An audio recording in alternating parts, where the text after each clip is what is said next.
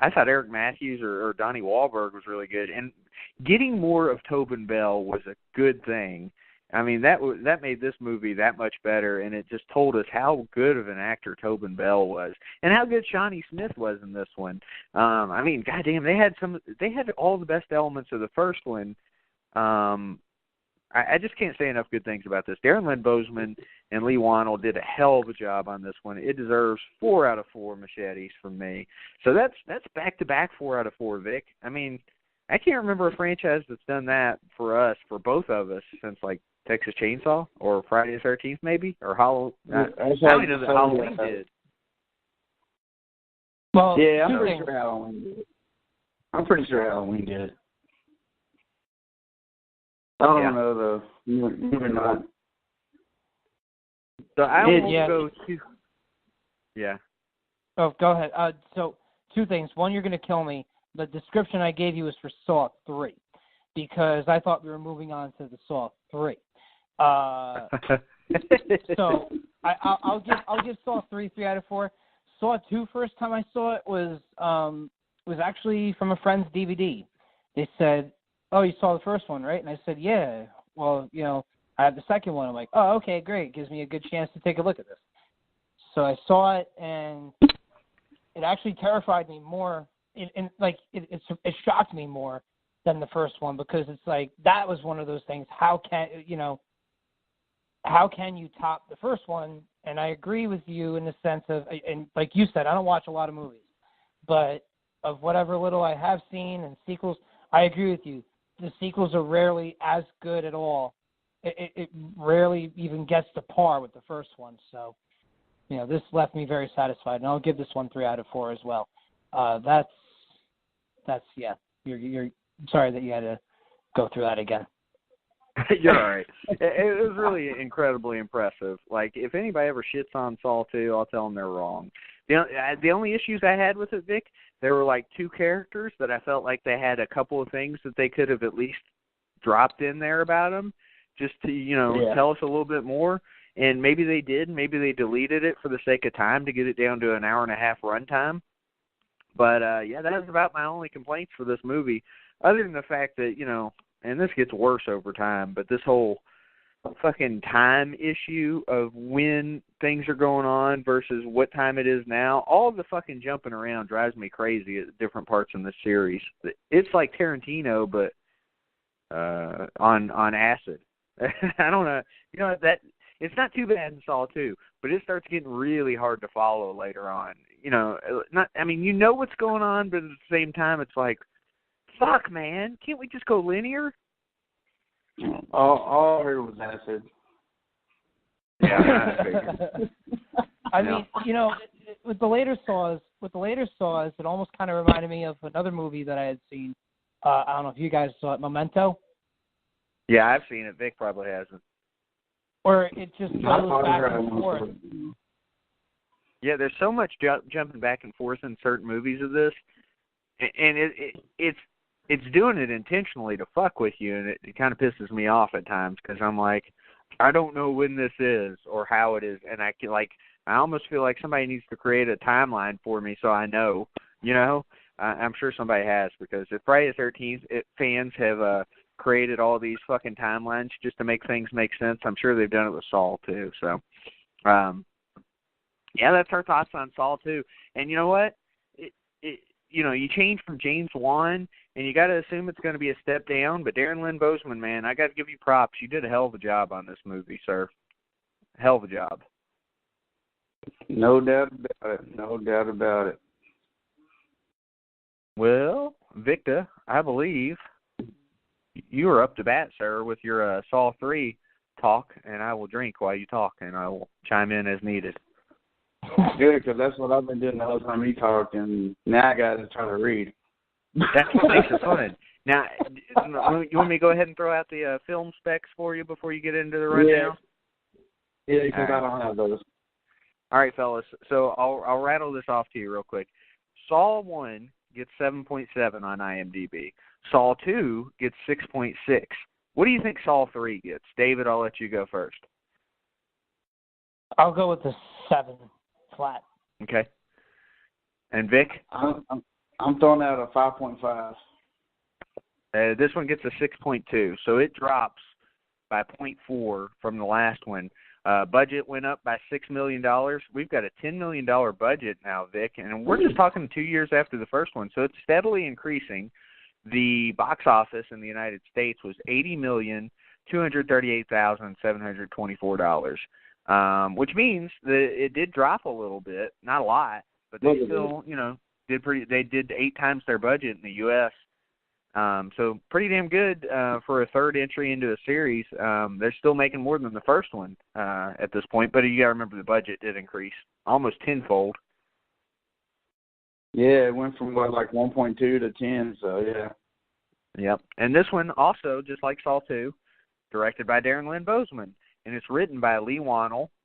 In fact, I think he gets most of the credit for the writing on this one. I didn't even see Darren Lynn Bousman as a writer on this one, so I guess he just took over sole directing on this and did not write. And, Lee Wannell and James Wan get credit for the story, but the whole thing, I think, was Lee Wannell in Part 3. So we still get a lot of the pieces from the first two, but Lee Wannell is just, strictly writing, and Darren Lynn Bousman is just strictly directing, and we'll see how that pans out. Yes, sir. All right, you ready? Yes, sir. Hold on, let me take a drink real quick.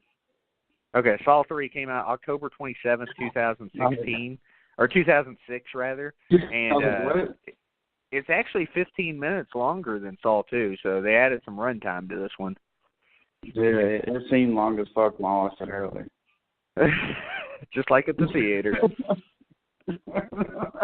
Yes. It was almost exactly like at the theater. It was horrible. Yeah. Anyway, so before I get into actually really going too far into it, but there's a few things that I just can't stand to see, like like cutting eyes and things, like sort of how it was going to happen in the beginning of the first or the second one. But breaking your own foot is another thing that I just hate. So, Vic, I just want to tell you, while you get into this, just so I don't cut you off, that's the part in the movie that I can't really watch. It makes me sick. Dude, I can sit here and watch the dude cut his foot off, but I can't sit there and watch this motherfucker break his own foot. It is disgusting. He doesn't just break his own foot, let's be honest. He smashes it into oblivion, and I'm sitting there ready to hurl, and I know it's fake. You know what I'm saying? I know it's fake. It's not real, but it works every single time. Every time I hear him scream, every time I hear each hit, I want to throw up on my fucking screen. It is the most disgusting thing in this whole series to me. I don't give a shit how sci-fi weird it gets. There's nothing more brutal than this shit. And not only is it brutal, but they keep doing shit with it, like him getting kicked in the fucking foot. Oh! I mean, it's funny with people. It's funny with people because, like, I had to bring up a story with my mother. She suffered a deviated septum as a child. So anything in the movie, like if anybody cracks their nose, if they get hit in the face, anything. Like, she loves horror movies. She loves sci-fi. Like, her Sunday ritual for a long time was watching the Sci-Fi Channel all day, when it was actually good. That's awesome. But when, so anything like that would involve being hit in the face, and yet she was a huge pro wrestling fan and didn't give a shit if I did it. It made her cringe, especially anything with the nose. Like, if you would crack, it would make her cringe. And I totally get it, because I completely agree with you, not to the point where it made me physically sick, but, I mean, I can crack my back, I can crack my bones all day, I have no issue with any of that shit, but when certain movies and productions do things a certain way, like that scene that you're talking about, it really turns your stomach, and I completely agree. It's just like, I could have done without that part.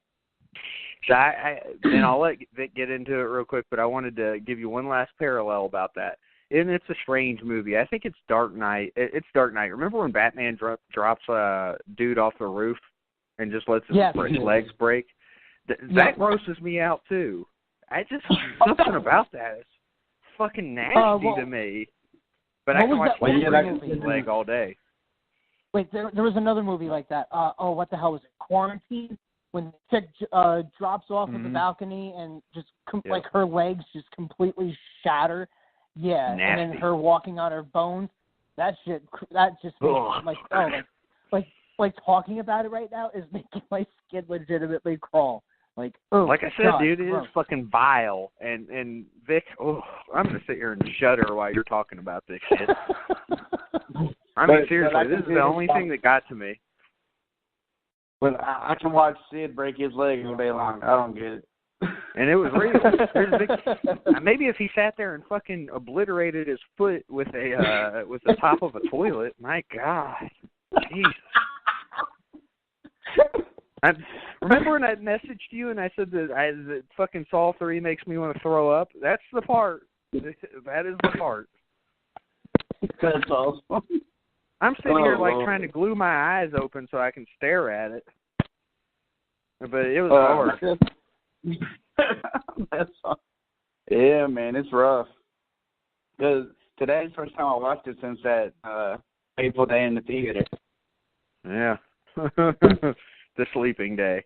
All right. Yeah, well, continue. I'll sit here and shut up for a minute so you can talk about it. I just had to get that in and agree with you 100% that movie ruined my life. See, we agree on something else. How about that? Yeah, it's fucking nasty. So anyway, Rick Matthews escapes by breaking his foot with the toilet lid, as we already talked about. Slipped out of the ankle chain. And then, upwards 6 months later, they discover another jigsaw victim. He's discovered by Lieutenant Rank Detectives Carey and Hoffman, who we actually met up in Cincinnati last year. Or this year. Costas Mandalore. Yeah, we met him this year when we met Tony Bell. We need to get black guy to convention. Yes, I need to get all the black guys at the convention so we're not racist. We'll bring our black guy. What do we always do? It's good for him. Anyway, so the guy that they find in his test, Troy, who's Jay LaRose, who we actually had on this podcast once upon a time. And yes, we did. Him at a horror convention once upon a time as well. I didn't meet him because I didn't like him. But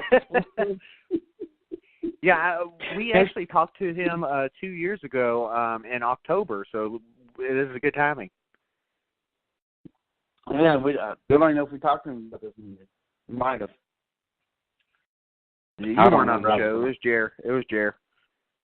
Oh, well, shit. Nobody replaced me with Jerry. Well, I didn't.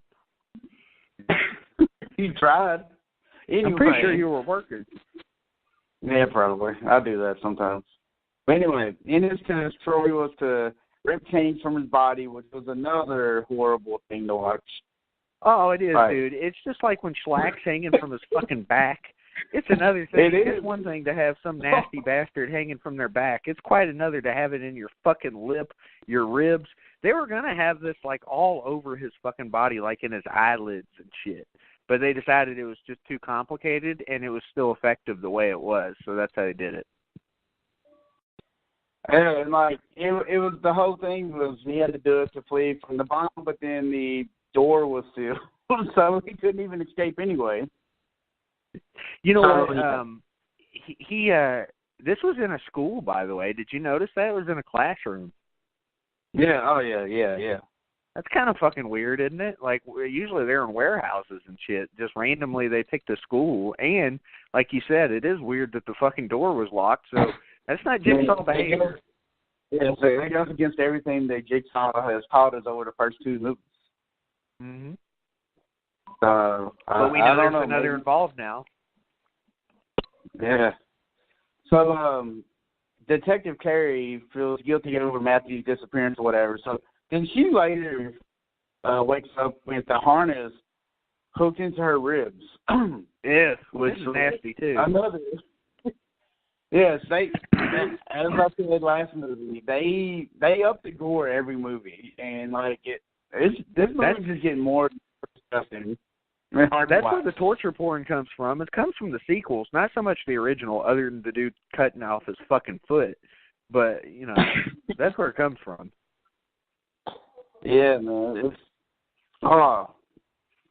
But And it gets even worse because